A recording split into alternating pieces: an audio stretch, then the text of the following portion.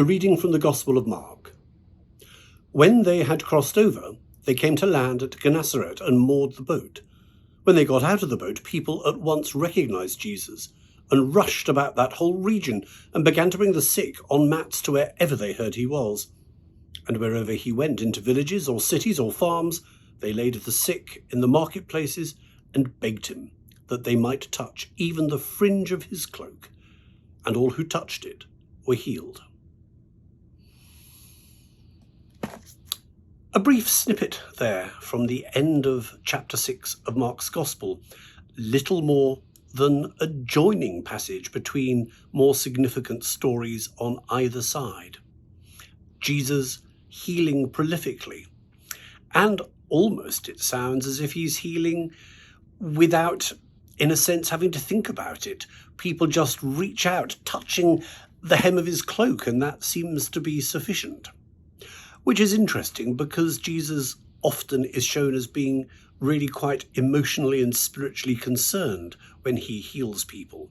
Often he seems to seek for a deeper agenda than just physical healing. You may recall we heard a few chapters ago one of the earliest miracles he performs, the healing of the paralytic lowered down through the roof, which starts with Jesus forgiving sins and making a bigger point than just physical healing. And yet here we have healings 1,000-fold, perhaps, almost casually shrugged off.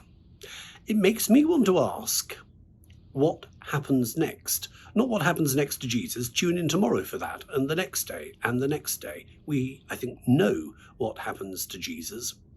But what happens to the people who are healed? It seems they came and they went. And that's often the story. It's probably encapsulated best in the Gospels by Luke's account of the 10 lepers, of whom only one comes back to say thank you.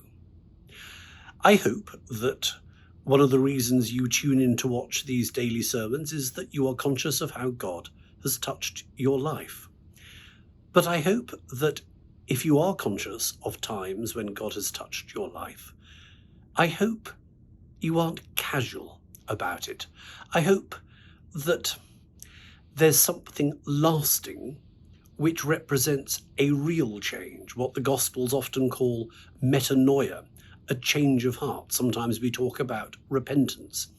It seems that this is sort of easy grace, easy healing that's happening in this little joining section between different bits of the narrative.